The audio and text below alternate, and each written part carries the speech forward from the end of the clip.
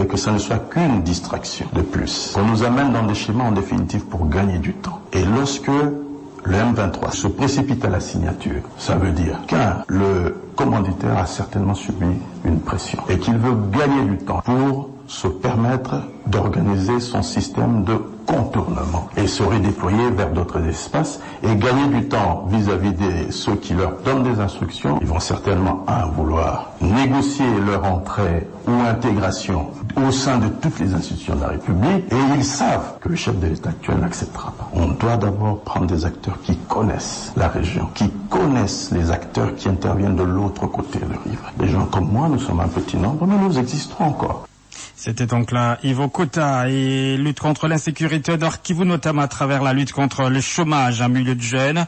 Voilà qui explique la validation vendredi des sous-projets du STEP 2 par les comités consultatifs provinciaux. Des travaux de haute intensité de la main-d'œuvre vont bientôt démarrer dans les villes de Butembo et Beni, respectivement en cette fin d'année et en début d'année prochaine. Ça sera également l'occasion d'expérimenter le transfert monétaire inconditionnel en faveur des familles démunies dans le territoire de Lubero.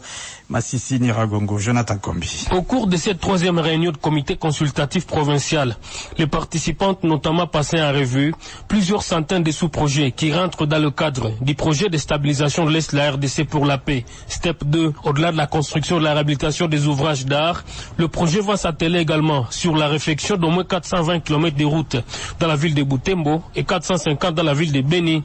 Ce sera également l'occasion pour le Fonds social de la République d'exécuter la phase pilote de la remise de fonds pour soutenir les ménages vulnérables, cette fois dans les territoires de Lubero, Masisi et Nyiragongo. À en croire Didier Mubinzi, chef d'antenne du Fonds social au Nord Kivu, plusieurs milliers de jeunes seront à ces sujets encadrés à travers ces sous-projets et ne constitueront plus une menace sécuritaire à cette province, longtemps meurtrie par des conflits armés. Des échanges qui soient productifs et qui nous permettent de travailler ensemble pour le bien de la population qui est dans la province du Nord Kivu. Pour le vice-gouverneur du Nord Kivu, en sa qualité de représentant du président du comité consultatif provincial, la mise en œuvre de ces sous-projets validés est une réponse aux problèmes d'insécurité qui guettent la province. Commissaire divisionnaire Jean-Romuald de Kukalipopo. Ces travaux à caractère social ont une incidence majeure dans la sécurisation de nos villes, notamment à travers l'occupation utile de nos populations, surtout les jeunes, pour la réalisation des travaux d'intérêt collectif. Rappelons que STEP est un projet de gouvernement congolais financé par la Banque mondiale. Goma, Jonathan Kombi pour Top Congo FM. Agression la RDC par le Rwanda. Le gouvernement congolais documente les crimes commis par la coalition RDF M23. Les ministres de la Communication et Médias et son collègue des droits humains ont présenté officiellement le livre blanc sur l'agression avérée de la RDC par le Rwanda et les crimes internationaux commis dans ce contexte par le Rwandan Defense Force RDF et les M23.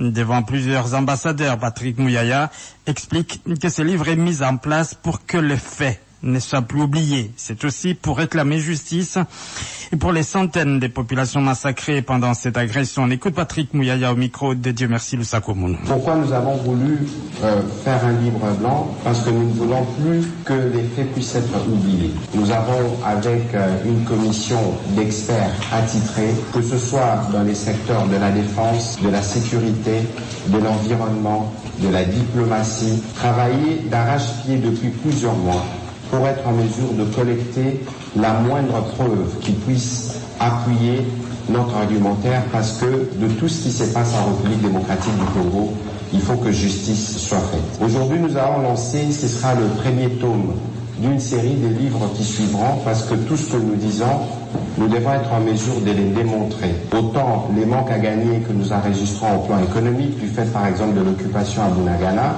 autant nous démontrerons que lorsque nous parlons des crimes économiques, c'est des crimes économiques qui sont véritablement commis et c'est des crimes qui méritent d'être sanctionnés. Ces livres blancs que nous faisons, c'est pour dénoncer cette agression rwandaise, faire la démonstration et la documentation des différents crimes qui sont commis et les différentes atrocités, obtenir des condamnations, exiger la réparation et la justice pour les victimes. Chaque jour, avec Top Congo FM, l'information comme il se doit, avec Top Congo FM, la radio de toutes les générations. Et journée mondiale de la lutte contre la corruption, elle est célébrée le 9 décembre de chaque année. La ministre d'État, ministre de la Justice, s'est adressée à l'occasion à la nation. Pour Rose Mutombo Kiese, la corruption freine la croissance économique d'une nation puisque les entreprises hésitent à investir face aux coûts nettement plus élevés de l'activité économique. Et par ailleurs, la société civile, l'Église du Christ au Congo, en collaboration avec l'IJF, Inspection Générale des Finances, ont organisé vendredi une journée de sensibilisation contre ces fléaux à Kinshasa. Selon le révérend Eric Senga de l'Église du Christ au Congo, lorsque la corruption touche toutes les structures de la vie nationale, cela suppose que l'État est en difficulté. Il est du moratoire suspendant la peine de mort en RDC, une pétition signée par une cinquantaine de députés nationaux représentant les 26 provinces du pays a été déposée vendredi au bureau de l'Assemblée nationale. Les pétitionnaires sollicitent la programmation d'une plénière spéciale pour traiter cette question avant la clôture de la session de septembre.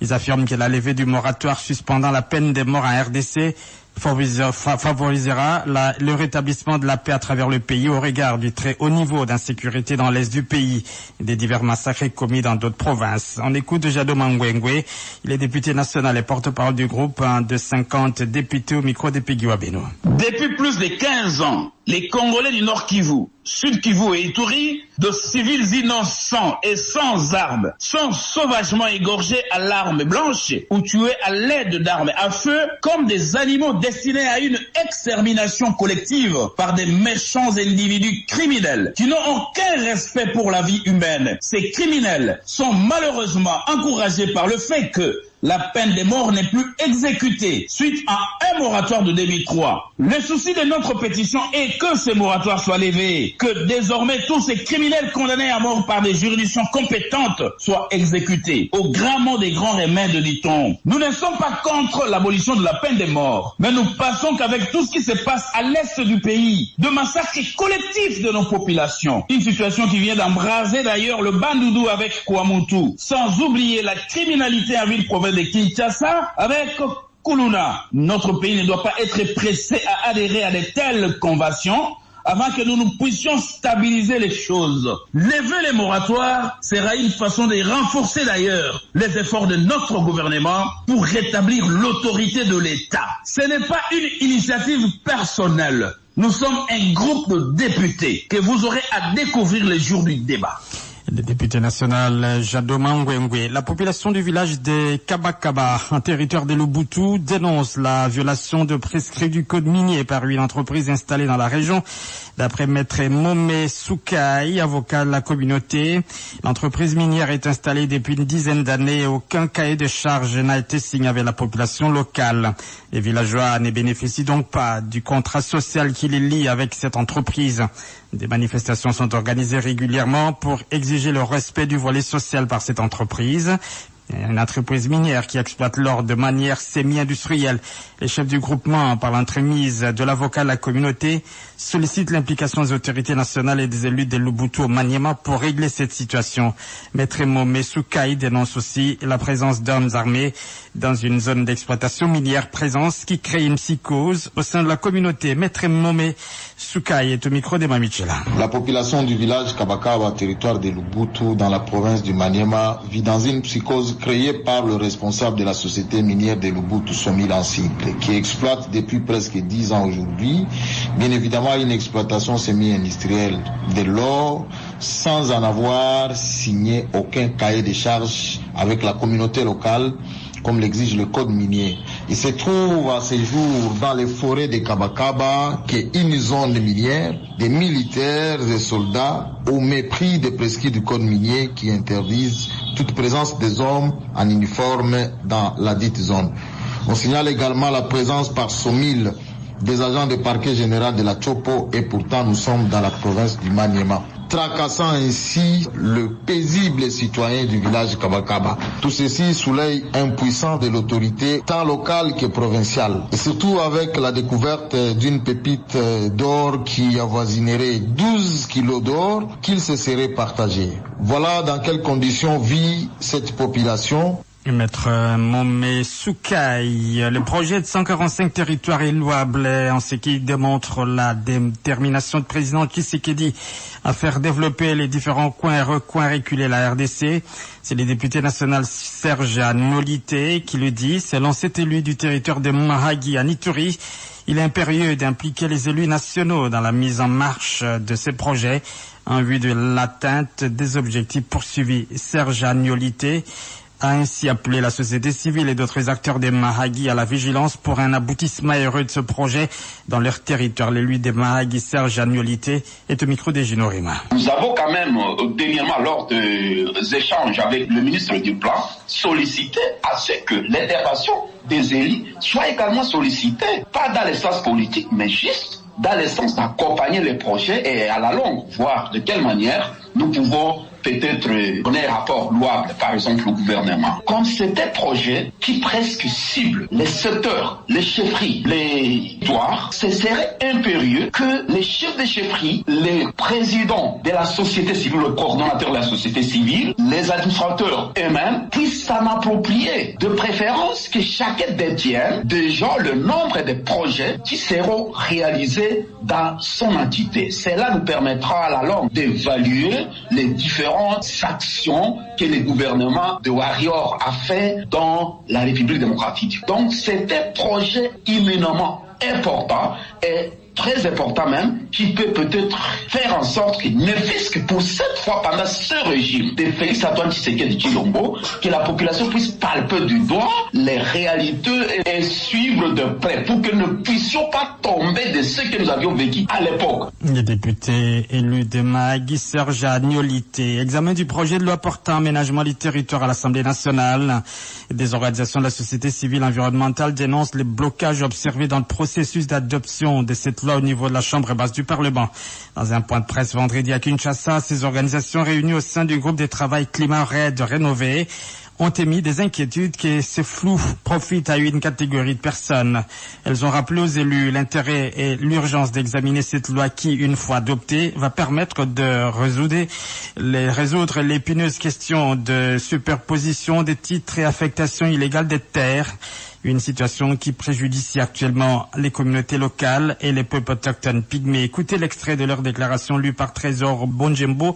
Il est directeur exécutif de CETID, un centre des technologies innovatrices et de développement durable. Nous, organisation de la société civile environnementale de la République démocratique du Congo, membres du groupe de travail Climat Raid Rénové, GTCR, et alliés, réunis à l'initiative du Centre des technologies innovatrices et le développement durable, constatons et déplorons qu'en dépit des avancées significatives si haut énumérées, un blocage voulu et entretenu crée un flou préoccupant à ce jour autour de l'adoption du projet de loi relatif à l'aménagement du territoire sous examen au niveau de l'Assemblée nationale. Pour ce faire, recommandons ce qui suit. À l'Assemblée nationale, de finaliser l'examen du projet de loi relatif à l'aménagement du territoire, l'adopter et le transmettre à la Chambre haute du Parlement pour une seconde lecture. Au ministère de l'aménagement du territoire,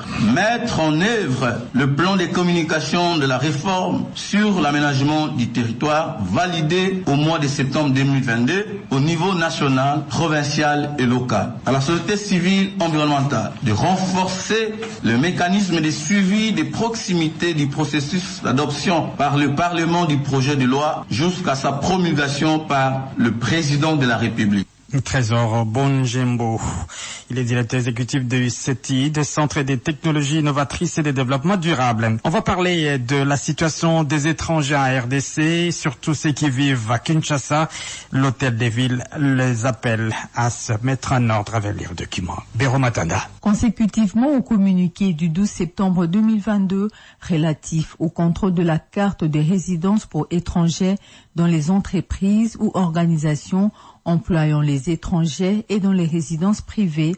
La ville de Kinshasa informe tous les étrangers ou expatriés, adultes, étudiants, missionnaires et mineurs à partir de l'âge de 6 ans résidant à Kinshasa que la ville procédera à partir du 15 janvier 2023 au contrôle général de la carte de résidence pour étrangers.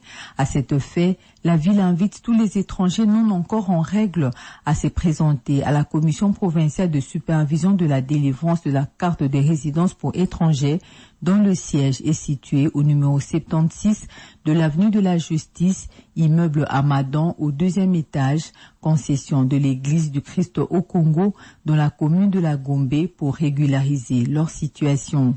La ville prévient en outre qu'est passible d'une amende équivalent à 50% du montant à acquitter en sus du principal l'étranger qui n'aura pas obtenu sa carte de résidence dans le délai requis et ce, sans préjudice de sanctions prévues par la législation en matière de la police des étrangers. Comment appuyer la police des circulations routières dans la résolution des embouteillages le long du boulevard Lumumba Tchangou? L'association Bana Tchangou Tosungana Edonou a offert quelques barricades au commandant PCR, 2e détachement Tchangou-Kin Est. Ces barricades, à peine placées sur la chaussée aux endroits ciblés, a fait que les trafics étaient devenus fluides, contrairement à ce que les conducteurs ont toujours crié, vécu autrefois. Explication José Ipachi. Ce sont les embouteillages qui ont poussé Maître Nico Foutou, président de Bana Tchangou Tosungana, de faire ce don de barricades à la PCR Tchangou. Ce qui nous a motivé de faire les dons des barricades, c'est parce que nous avions constaté qu'il y avait beaucoup d'embouteillages. C'est ça qui a fait que nous puissions faire ce don à la police de circulation routière, au commandant-major Peter. Oui, c'est sur les fonds propres de l'association Bana Tchangou Tosungana. Le commissaire supérieur adjoint, major Peter Kabamba, commandant PCR 2e détachement Tchangou-Kin Est, qui a réceptionné ces barricades, explique les rapports dans le travail que fait la police de circulation routière sur ces tronçons. D'abord, barricade et outils la président de l'association Bana Tchangou Tosungana. Premièrement, ces barricades viennent du président de l'association Bana Tchangou Tosungana, à qui nous disons sincèrement merci. Ceci va aider les conducteurs à éviter les embouteillages. Chers conducteurs, sachez que par exemple, au niveau de la rivière Ntsanga, il vous sera difficile de changer des bandes car nous avons placé des barricades. Tout conducteur qui ira à l'encontre de cette disposition, nous l'arrêterons et il paiera des amendes. Avec des pénalités. Robert Romanella, conducteur de son état, apprécie